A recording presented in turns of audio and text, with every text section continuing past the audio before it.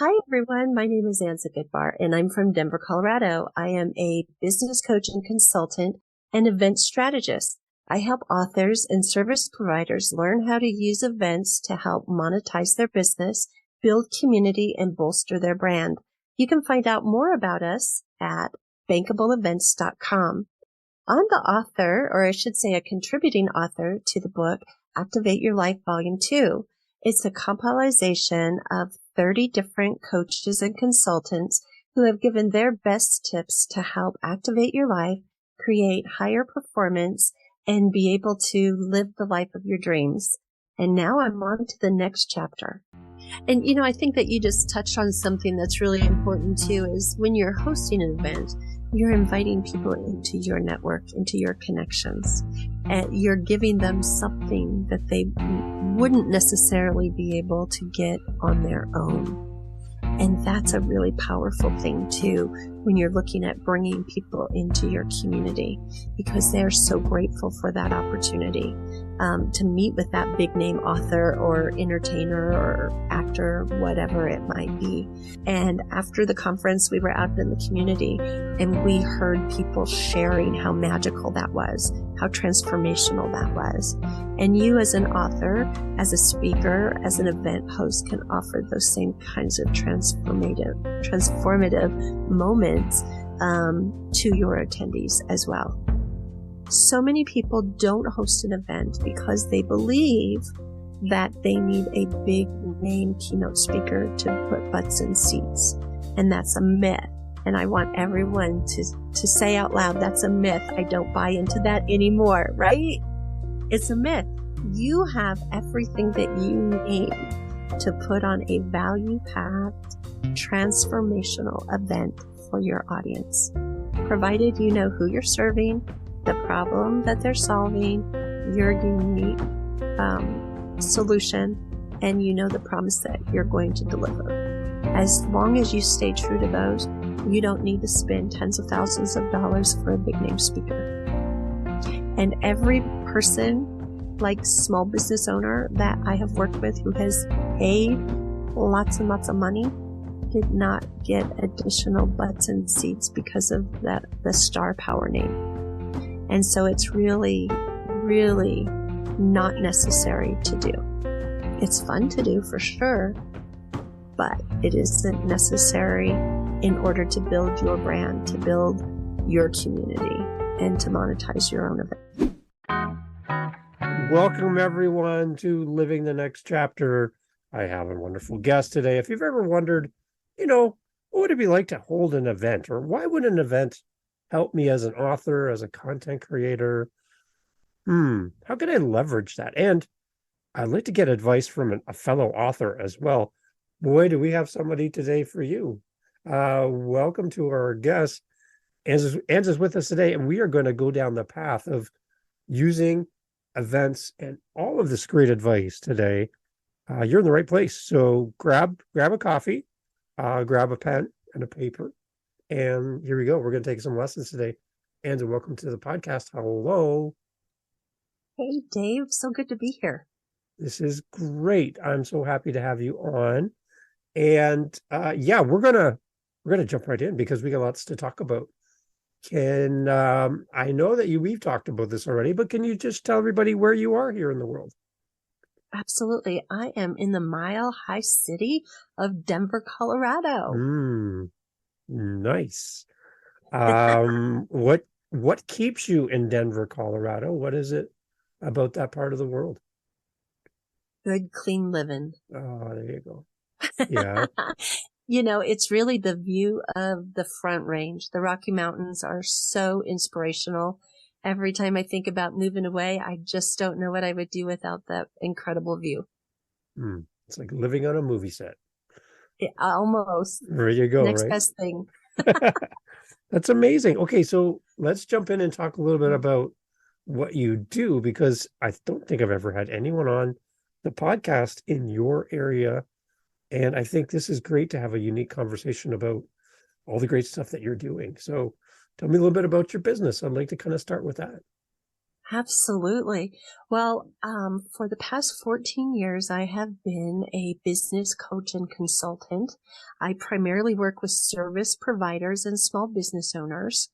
And most recently, we've added a new brand to our business called Bankable Events. And it is all about helping people leverage their expertise by hosting their own live event. And one of the targets markets that we work with is authors. Over COVID, everybody and their grandmother wrote a book, but nobody's making money from their book. The way the idea was pitched to them is you write a book and, you're going to sell all these books and make all this revenue. And for 99% of the people, that's not how it happens. You have to put a lot of work into marketing your book, getting ads to drive traffic if you're really going to sell a boatload of books.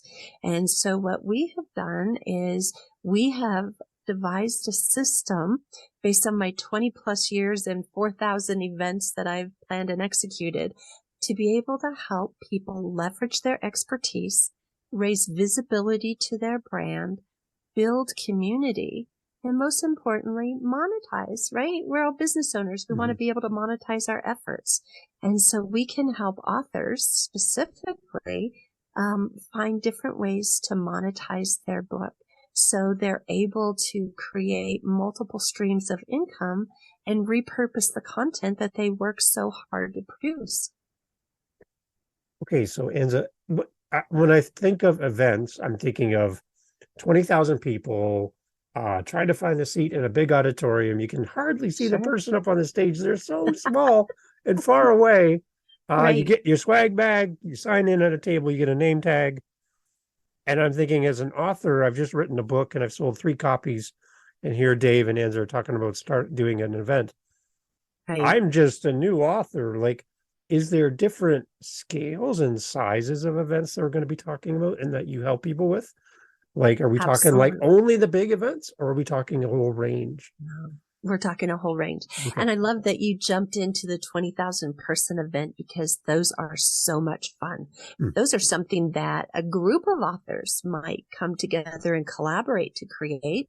So all the pressure isn't on you to get butts in seats. But for a new author, they could turn their book into a workshop. They could speak to it from a panel of other authors on a stage. They could speak to their book on a podcast.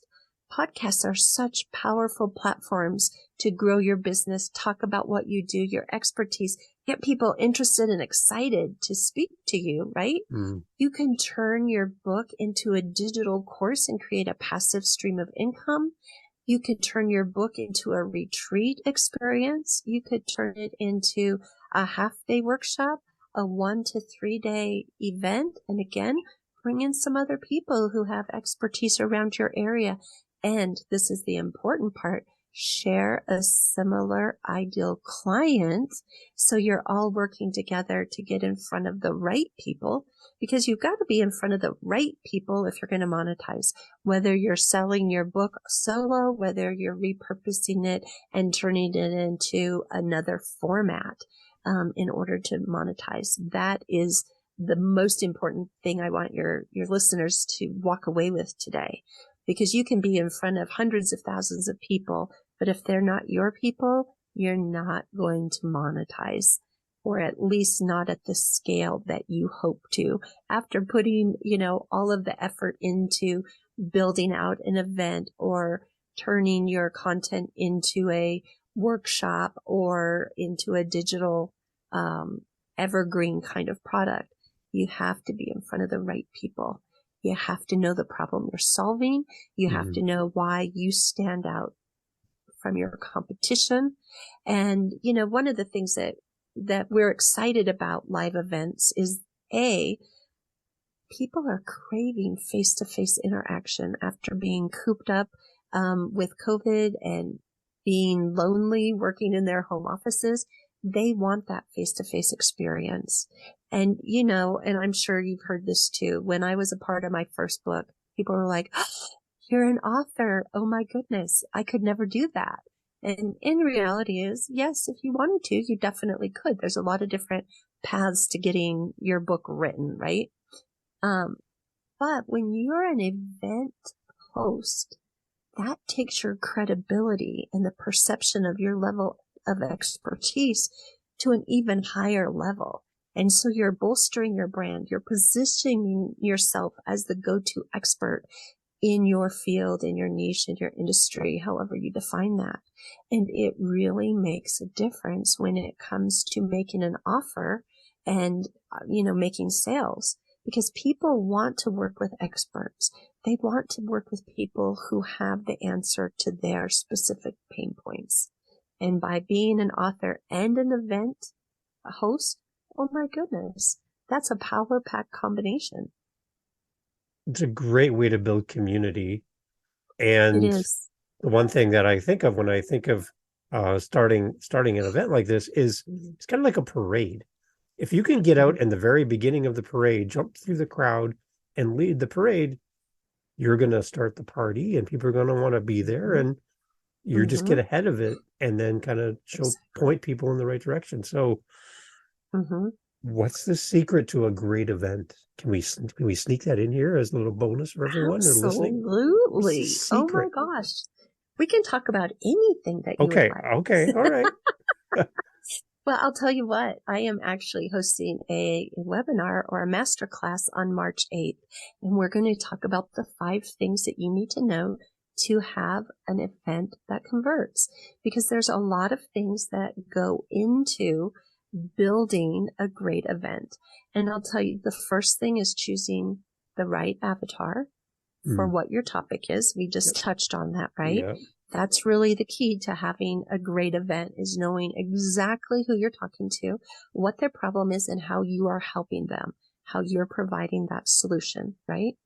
The second thing that you really need to know is, what kind of venue do I need to host my event? What is going to help me facilitate the flow of what I'm trying to create? So if you're hosting a retreat, and I'll tell you, I have a client. She's a female business consultant coach. She works with executive C-suite level people, and she hosts a retreat for women. She doesn't host a retreat for men because we don't believe that men will go away and retreat with a couple of women who are facilitating. And so we repackage it for the men into more of a professional setting, perhaps at an event center or a hotel conference room, because that is more in step with how men want to create their content, right? So if you're having a retreat and you want women to get all touchy-feely, let their guard down and feel vulnerable, chances are women are not going to do that on such a deep transformational level in a hotel space that feels really sterile. But you go and you rent a Vrbo or an Airbnb property that feels homey, that there's connection, there's space to spread out, there's space to come together, there's beautiful scenery, there's opportunities to get outside and enjoy nature. Those are the kinds of things that build into the experience. And so whether you're in a hotel conference room, whether you're in a Vrbo retreat center somewhere tucked away on the side of a mountain or on a beachfront property, you want to make sure that you're feeding into what you are hoping to provide. The next thing is you want to have value. You want to have a lot of value. Yes, you want to be able to sell into something at the end of your event, but the only way you're going to do that is what I call the try before you buy method. You want people to have the best experience. You want them to feel planned for. You want them to feel like you know them on a personal level, even though this is probably the first time you've met them. So your content is really important. And again, that goes back to number 1, knowing the problem you're solving. But 2, what's the big promise that you're making? Because you want to make sure by the end of your event, regardless of your format, that you have held true and delivered that big promise. So they have gone from where they were dealing with this problem or issue to being on the other side of that chasm, to having an actionable plan or tool that's going to get them the result that they are desperately seeking. So then, go ahead. You have a question. No. No? I'm just like, Nope. it's there, but there's more. I know there's more. Keep going. I love it. Awesome. So then you also want to think about the interaction, right? You want to have some kind of tangible takeaway, whether it is helping them become better networkers. People often walk away from a networking event or any kind of gathering that they don't make a connection. So you want to create an organic time inside of your event where there's guided interaction. So you're helping them, you're teaching them how to make an impression, how to pique the interest about what they do and not sound salesy. And so, you might work with small business owners and you might say, hey, I'm a small business incubator. Well, what does that mean, right? It's going to cause a question to be asked. It's going to be an easy way to share what you do, but you don't walk away feeling like a used car salesman in the process. You've made a real connection with another small business owner who's saying, man, I need to know somebody like you because I know in the US that 50% of small businesses don't make it past the 5-year mark. I want to be the other 50%, right? I want to change the odds in my business. What is it that you do? Oh, you build community. You help solve problems. One of my clients, I'm using this as an example. He has something that they call an idea slam. A couple times a week, they come together and small business owners bring their problem, and everyone who shows up in the meeting offers all of their solutions and advice from their own personal experience. How great is that?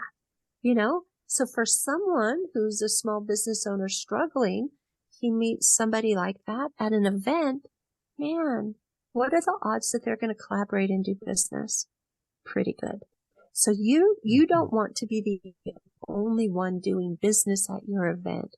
You want to open up opportunities for other people to make connections where there is the potential of them to work together with other people that were at the event.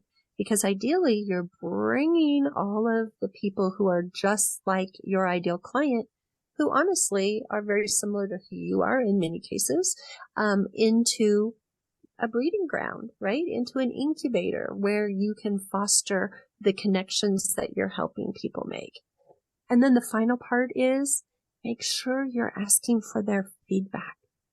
People want to know that you care. Take a survey, take a poll, and make sure that you are offering some kind of gift in exchange for what they're offering you in their feedback. That's market research, because that's what's going to help you make an even better event the next time you do it.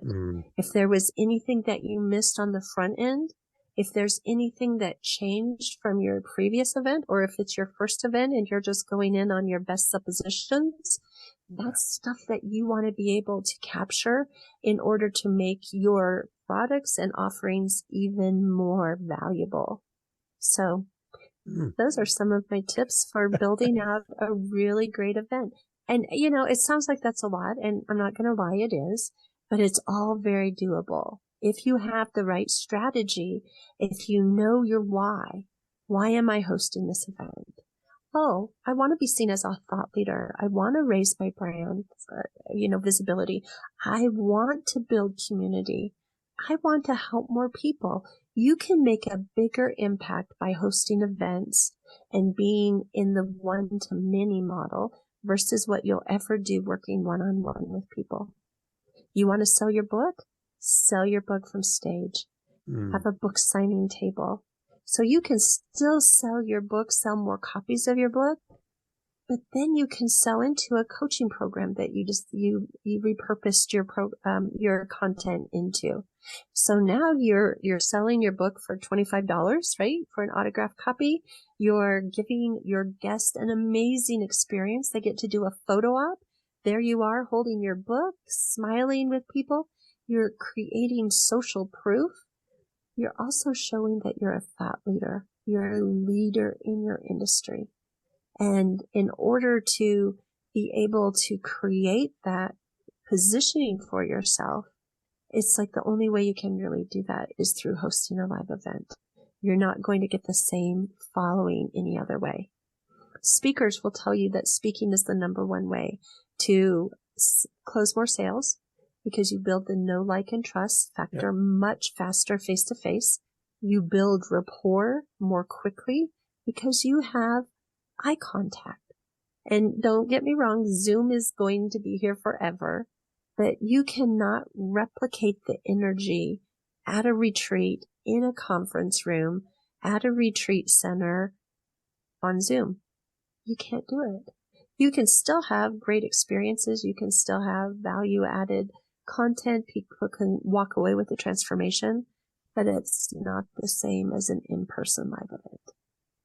What I like about events too is there's an investment on the part of the person coming to the event, whether there's a registration fee to come, or you've donated your time and travel expenses or something. You've made an investment to physically be there. You've left the office, whatever. You've given something of yourself to the event to make yourself available to be there. So you've already bought into the event before it's even started. Exactly. So I like that kind of investment that we make as attendees to an event, because we're already coming in going, I'm anticipating to get A, B, or C out of this event. Maybe it is only to meet someone in my field or make that connection or meet the host or whatever it is. But I'm coming with an anticipation that I'm going to receive something. The other thing I love too is that you can actually attend an event for what you can give to the event. As an attendee, you're coming to say, I love this topic, I love this community, and I want to give back, and I want to be a part of this thing. So I love events. It's great. Yeah.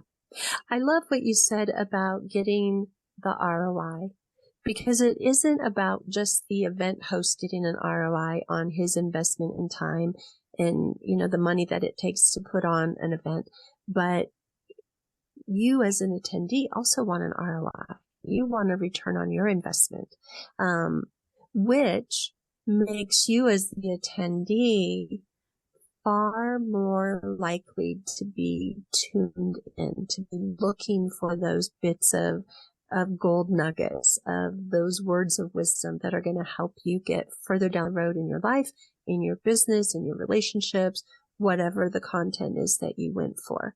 And on Zoom, that doesn't always happen. It's easy to blow off a Zoom meeting or a Zoom event. Oh, I'll catch the replay. Something else came up. It's Super Bowl Sunday. I can't be at that event. I didn't know when I signed up it was Super Bowl Sunday, or whatever. It's been a dreary winter. It's 60 degrees and sunny. I'm going to go for a hike. I'll catch the replay. You don't do that if you've invested several $100s or even several $1,000s to attend an event. You're going to show up. You're going to be there. You're going to get as much out of that as you possibly can. Because again, you've got a monetary investment and you have a time investment. And John Maxwell, I'm a John Maxwell trained coach, trainer, and speaker. And John always says you have to give up to go up. You have to sacrifice something to get to the next level. And I find that is true day in and day out. You've got to give up something good to get something great. And I think events are a great example of how that axiom works. It's a great visual too. I love that. Wow, that's amazing. So the one thing I get a lot of requests from authors is we talk about the monetization of their book, and they're done, they're published. We joked before we hit record that we get to the finish line of writing our book. We're done, we're published. I've got a box of 100 books behind me, and now what? And they get to the finish line of their race of writing, And instead of it saying the word finish across the banner, it says start. And they're like, what? I thought I Exactly. was done. But now I have to now go and monetize this book and sell the book. I love that Yes. you mentioned being on podcasts, kind of meta that we're Mm-hmm. talking about that on a podcast. I love that. Right. But you have offered something wonderful, and I want to bring it up now that you have a link to share what we're going to put in the show notes to grab a free gift from you. Can you talk a little bit about this amazing free gift? And you know how you go past like a deli and someone's standing outside with a plate and there's like free samples where you can try just a little bit to Yes. see if you like whatever it is they're selling? Maybe we can give them just a Yes. little sample of this free gift that we're talking about to entice our listeners to Sure. come and and do the thing we're asking them to do. That makes sense? Absolutely. Awesome. Absolutely. Well, my gift is simply 5 ideas you need to use, and I'm stressing need to use, to monetize your book, because they're all things that you need to take action on. We talked about some of those today. We touched on them a little bit, but there's a little bit more that you can do in order to monetize the book. Repackaging is a big part of it. You've got the content now to turn your book into multiple revenue streams, but you have to take action. Some of it might take some investment of money to make it happen. Some of it you can just simply create a program and be able to sell it without having to invest additional dollars to package something.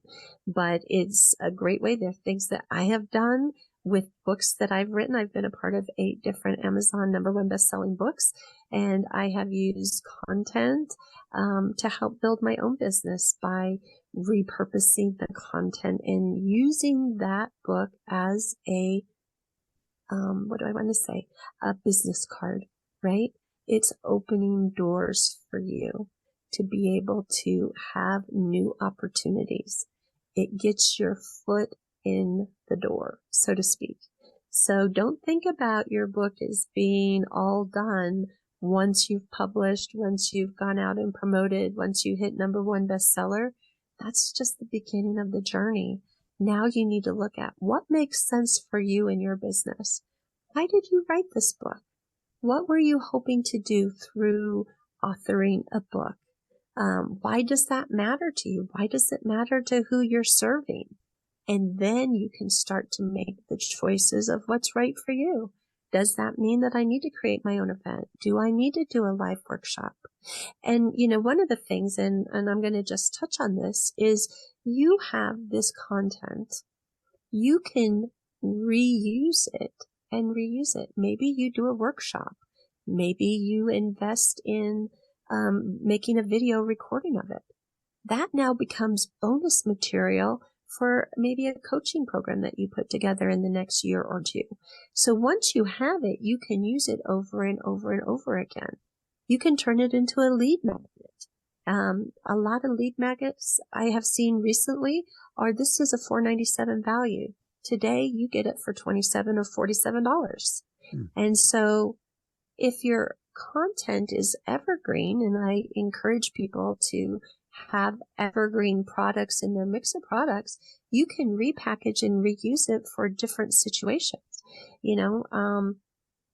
Gosh, I should add these to my list now that I'm thinking out loud. Just keep having new ideas. I love it.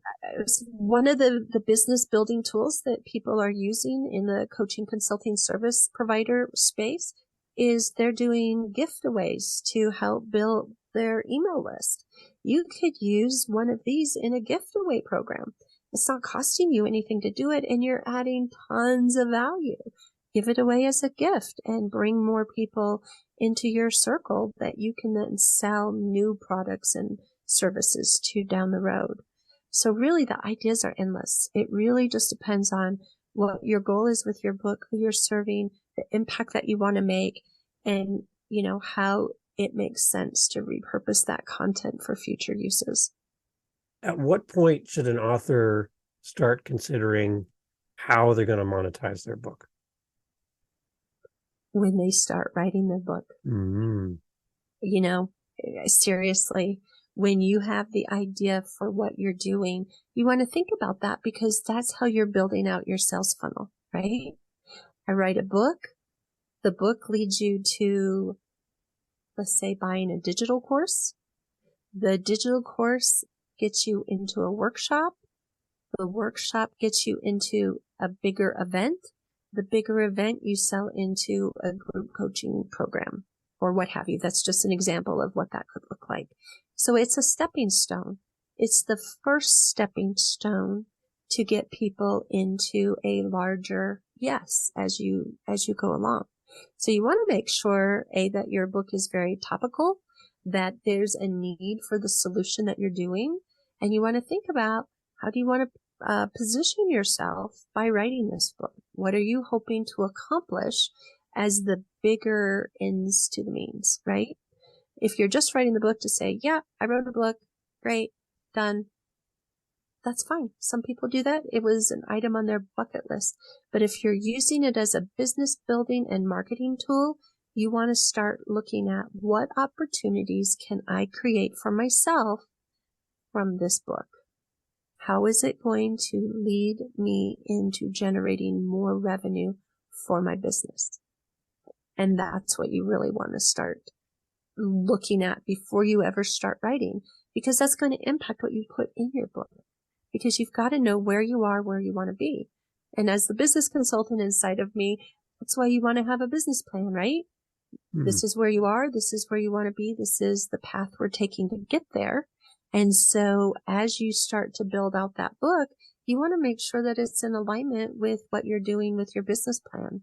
Because if it's not in alignment, one of those two things need to change. You need to change the focus of what you're writing about and the path you're leading people through, or you need to change and pivot what you have in your business plan so you're not working at odds with your project and your direction with where you believe you want to take your business over the next 3 to 5 years.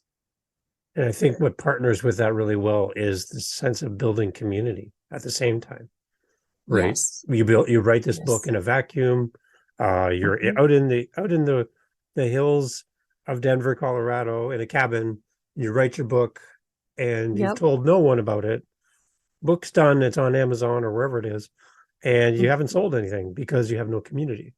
So exactly. The one thing that I heard somebody say is, if you think you have community, but you haven't built one, it's kind of like, you're not leading anybody. You're basically just going for a walk by yourself because there's no one behind you. So you need to kind of build that community base behind you at the same time that you were thinking about monetizing. You're monetized to who? So you kind of need to start working on that community at the same time of starting writing your book, not at the end, but take people along on the journey with you. Right? Build that community as you go. And then when your book is ready or the event date is coming up, now you can talk to your community about that. So let's talk about the importance of having that community. What are you seeing? I hate the term list building. And I know that it's the buzzword, but everybody talks about it. When you're building a list, there's no face. There's no human aspect to it. And so I really love the idea of building community, because that implies that we're in this together. We're on this journey together. We belong somewhere to something, to a cause that's bigger than what we can do on our own, right? We build in the opportunity to collaborate when we're in a community. We have the opportunity to serve. We have the opportunity to ask for help. And so those are really important things. And when I did my very first book project, one of the strategies that we used was bringing our community along with us. So, creating a social media campaign. Hey guys, I'm writing a book. I'm writing about this. Hey guys, we're working on the cover. Here's some samples. What do you think? Because you're doing market research at the same time. And I'll tell you, with the first book, the market research bore out a cover that none of the rest of us liked. But we know that buying books is very visual. So we went with the cover that our audiences collectively chose. Wow. Right? Yeah. Brilliant. Simple, but brilliant, right? Yay. This is the one that we did. Oh, you know what? I'm working with a writing coach. I ran into some trouble writing, couldn't get my thoughts out of my head onto paper. Wow. This writing coach was so great to work with.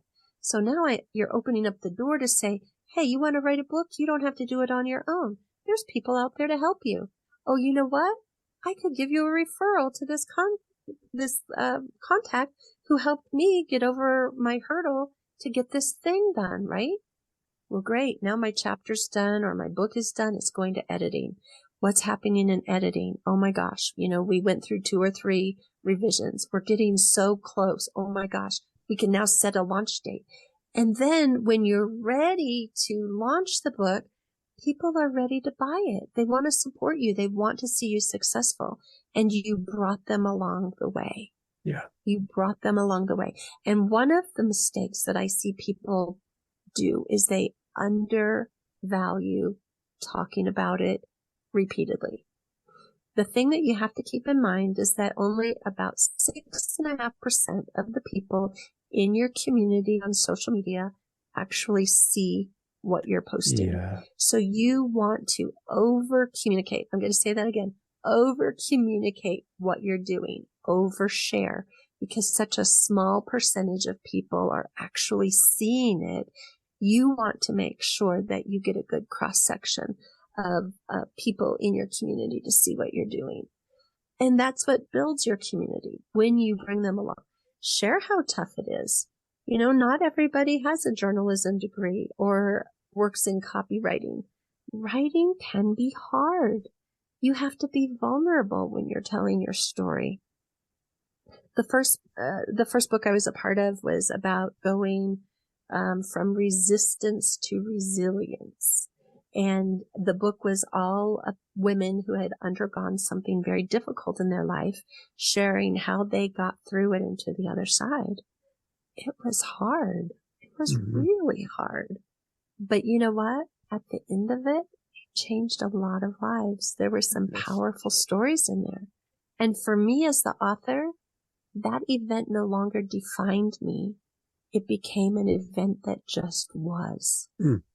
It brought healing that I never expected from being a part of that project.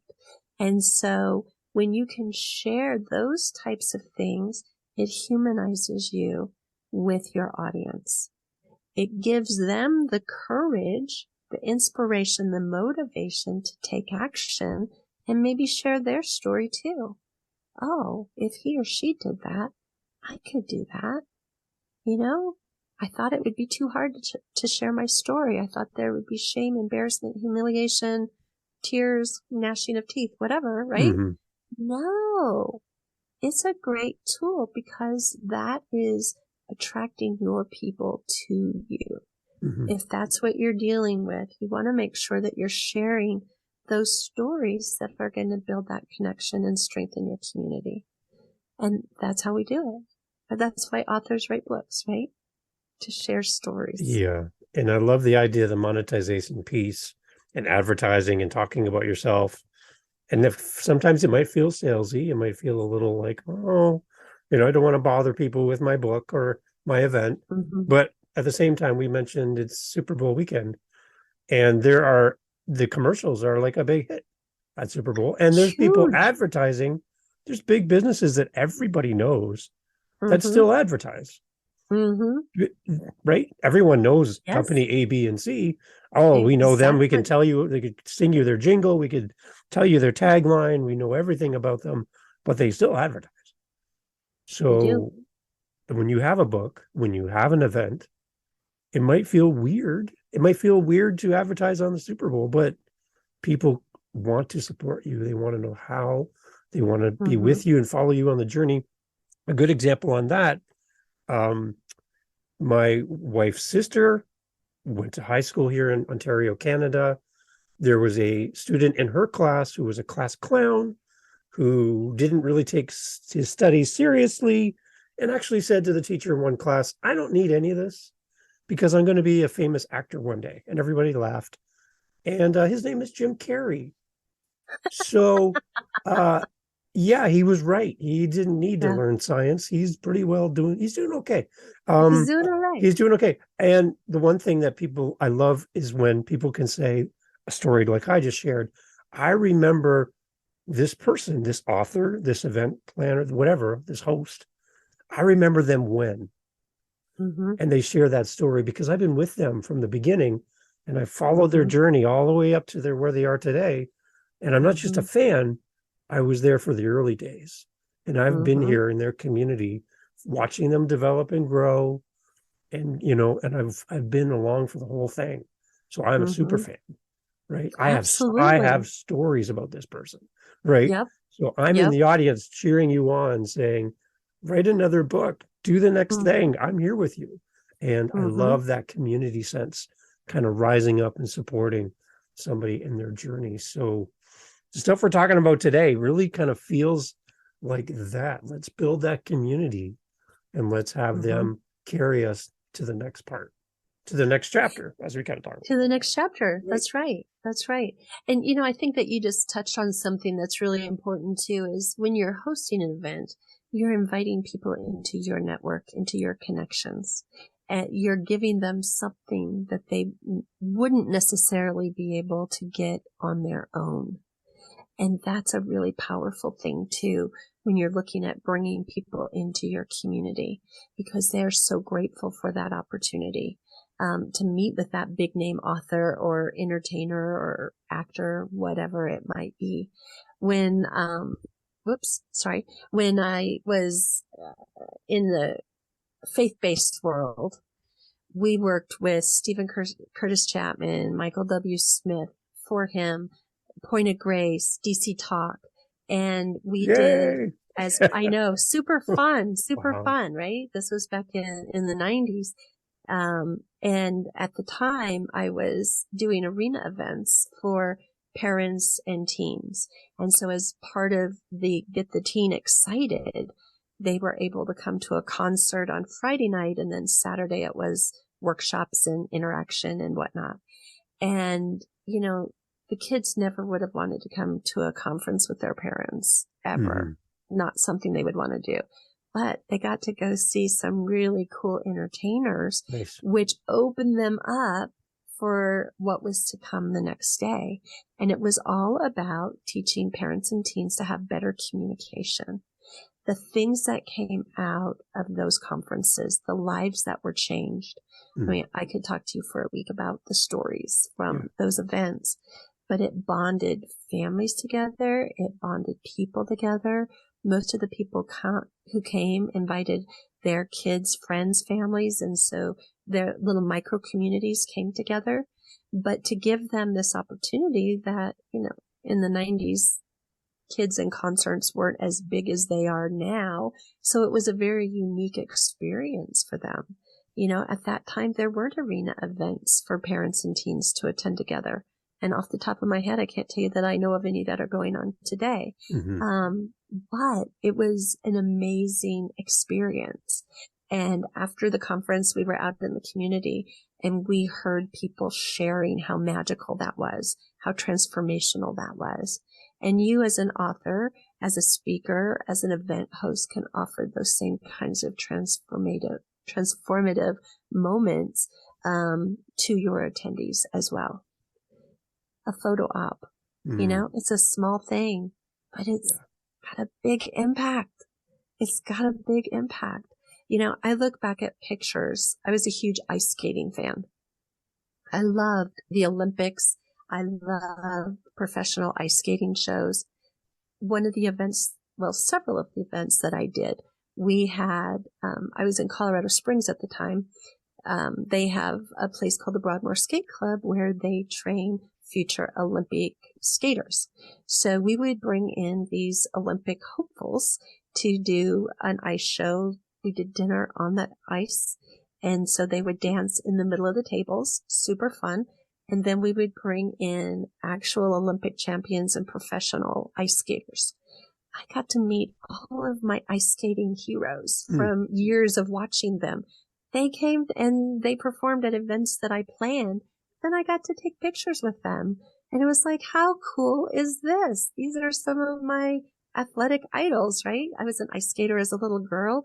I aspired to be like them. And, everybody at the event had such an amazing time. Even if they weren't ice skating fans, they got the wow factor. And as an author, you have that same potential wow factor for your community and your audience. So don't undersell. This is something else I want to hit on too.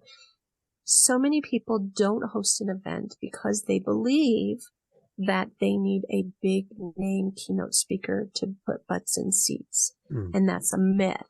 And I want everyone to say out loud, that's a myth. I don't buy into that anymore, right? Yep. Okay. It's a myth. You have everything that you need to put on a value-packed, transformational event for your audience, provided you know who you're serving, the problem that they're solving, your unique solution, and you know the promise that you're going to deliver. As long as you stay true to those, you don't need to spend tens of thousands of dollars for a big name speaker. And every person, like small business owner that I have worked with who has paid lots and lots of money, did not get additional butts and seats because of the star power name. And so it's really, really not necessary to do. It's fun to do for sure, but it isn't necessary in order to build your brand, to build your community, and to monetize your own event. Wow. And so this is such great information for, again, like I talked to you, that I've had many authors come on and they're just like, they're overwhelmed by what do I do now that I'm published, and the tools that you're offering, being able to come out and grab these 5 ideas you need to use to monetize your book. And all the information we've talked about, I think, is just so much value and practical things that we can do. And I love that we're not talking again about a 20,000 person event. We can be talking about a 2, 3, 5 people getting together and going through a workshop, right? But just that all of the practical things that we've discussed, I think these are going to help us elevate and promote our content in a better way. So it's awesome. Absolutely. Yay. Well, I'm glad that you found this helpful today. That's great. Okay, so where do we find you? Let's give all that great information as well. We'll put it in the show notes so people can click and come to you. But tell us where we can find you, and when we find you, what is it going to be like to work with you? I'd love to know that as well. Oh, awesome. Well, you can find me by searching Anza Goodbar. I have my Anza Goodbar domain pointed to our new website, which is Bankable Events. But if you type in Anza Goodbar, you're going to find me. I'm very searchable on Google. I hang out a lot on LinkedIn. Okay. I have a brand new Facebook group that I just launched last week for people who want to learn more about events. We're just going to answer questions, add value, help people get started. So there's not a lot of people in there yet, but we're going to build that community because I believe that hosting your own event is one of the best business tools out there right now. And there's so much fun. We want to have fun. We want to stand out from the crowd, right? We don't want to do what everybody else is doing. We want to do our thing. We want to brand ourselves as who we are. We want to create that blue ocean, right? And events can do that. So you can find me at any of those places. What is it like to work with me? Let me say, I'm not a cookie cutter solution kind of gal. We customize everything that we're doing. We get to know who you are as a person. We get to know where you want to go in your business. We want to know what your core values are. So any suggestions that we make are in alignment with where you want to go and with who you are.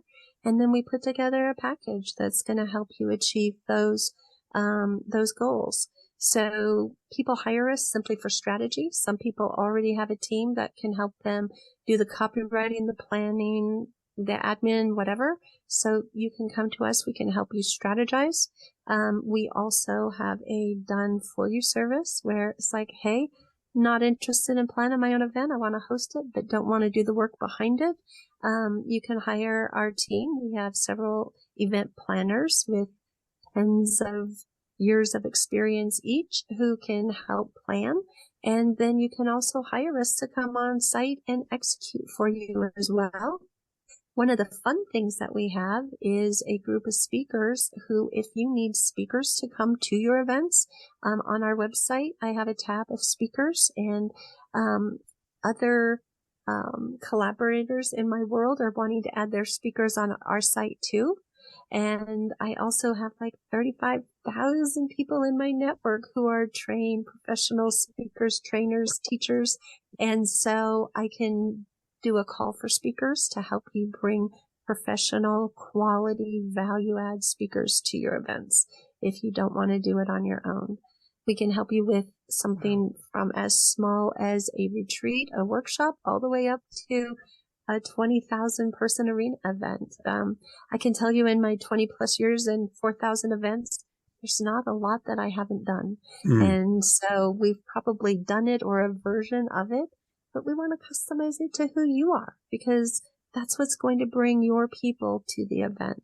We don't want to do something that has necessarily just been done before. We might follow the success pattern for it, but it's going to come out feeling like you and not like, whoever else is out there in the industry, because that's the key. We want to tell your story through your event. We want to build your community through your story at your event. So if you're ever thinking, I would wish there was a conference or a workshop or an event about this certain area or niche, and there's nothing. I go to Google, I type it in, and there's nothing. There's nothing in my area of the world. And I'm like, oh, I wish somebody would make this event so I could build community. And you're talking to the screen, you're talking to your phone right now. Oh, I wish somebody would do this. Right. Maybe it's you. Right. Maybe it's you, and you need somebody to help you. And you're like, there's no way I can do this by myself. No, you're right. There's probably, you could do a lot better job if you reach out to my friend here and speak to Anza and her team and let them help you. You have the idea. This is a great resource. All the experts are here for you. I humbly suggest that if you have a great idea to build a community and no one else is doing it, then maybe it's you, and maybe you just need some help. And the person that you've been listening to for the last little bit is the person that can help you do it. So Anza, thank you for being part of the podcast. Oh, thank you so much for having me. This was a fun conversation. I know. I think we could just keep talking. I love it. And I love that you brought up Stephen Curtis Chapman, because he's one of my musical icons. I've met him several times and I love his music. So he's a great guitar player. Anyway, you got me there. I was like, what? So that was really cool that you dropped that name. That was great. Thank you for being part of the podcast. It's great to have you. Thank you so much. Awesome.